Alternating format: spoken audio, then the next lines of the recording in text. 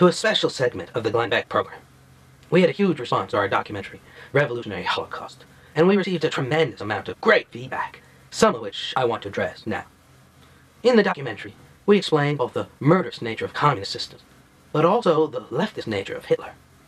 Now, I do not consider this a correction. As we know, there was only an hour in our documentary, so I consider this an expansion beyond left and right, a delving deeper into certain crucial points which I may not have made clear. And in this dark time under Barack Obama, it's more important than ever for us to fully internalize the scope of our crisis. Those of you who know me recall the scorn and pity I've heaped on conspiracists and other loonies. However, you may have also noted that I've been forced to entertain increasingly frightening scenarios since the assumption of power by Barack Obama. Thus, you hear me speak of the creeping power grab of the Bank for International Settlements, the Fed, and international socialists, seeking to establish their New World Order and undermine our great nation's sovereignty. It is fear of this that drove the creation of Revolutionary Holocaust, for we wish history not to be rewritten.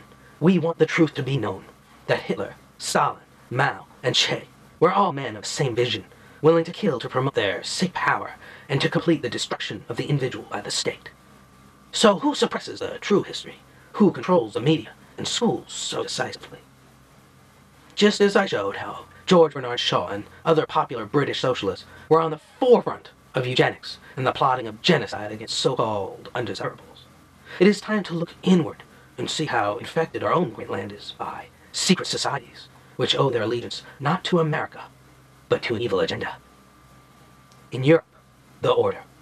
In America, Skull and Bones. Groups above Freemasonry that seek to destroy all tradition or morality, save themselves and perhaps the Vatican and Acorn. Their tool, a twisted application of Hegelian dialectic, controlling both left and right to create a false consensus. In the Hegelian system, conflict is essential.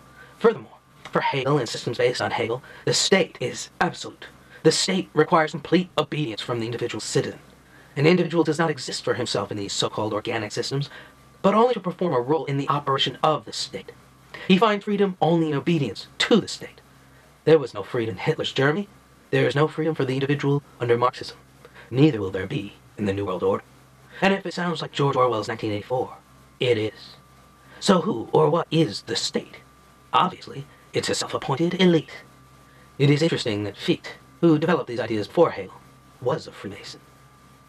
The order is neither left or right, merely using shock politics and phony wars to drive society in their preferred direction.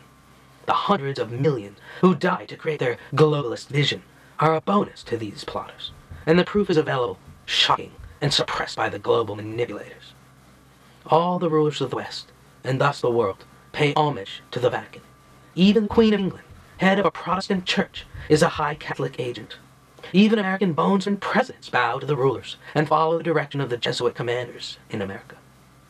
In reflection, perhaps I overstated the degree to which Hitler was anti-business and finance. History shows he was very pro-business and finance, just not when run by Jews, except for people like Rothschild financed him. Of course, Hitler's role model was Mussolini, who defined fascism as the alignment of government and business, and Hitler, Mussolini, and Franco too were great servants of papal supremacy. This was distinguished from communism, which put the nebulous concept of the people before all else, and seemed to scorn religion. Communism and fascism are in fact two sides of an individuality-destroying paradigm that puts state power above all else. Yet on Wall Street, the eventual governor of New York, bonesman Averell Harriman, was massively backing the Bolsheviks in the 1920s before the Civil War was even over, with mining and industrial development deals setting up one side of the contrived dialectic. This is the same Harriman whose father was charged by Teddy Roosevelt of conspiring with Rockefeller and Hearst to take over the U.S. government. And then, Harriman's senior partner, George Herbert Walker, put his son-in-law Prescott Bush in lead positions under Harriman's care of the international banking interests of Fritz Thyssen and I.G. Farben, the principal financial and industrial backers of the rise of Hitler.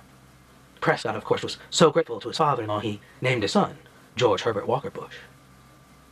Meanwhile, it was only an act of Congress that stopped Rockefeller Standard Oil from directly supplying Germany its fuel through 1942, after which they continued to supply Germany through Switzerland until the gold ran out.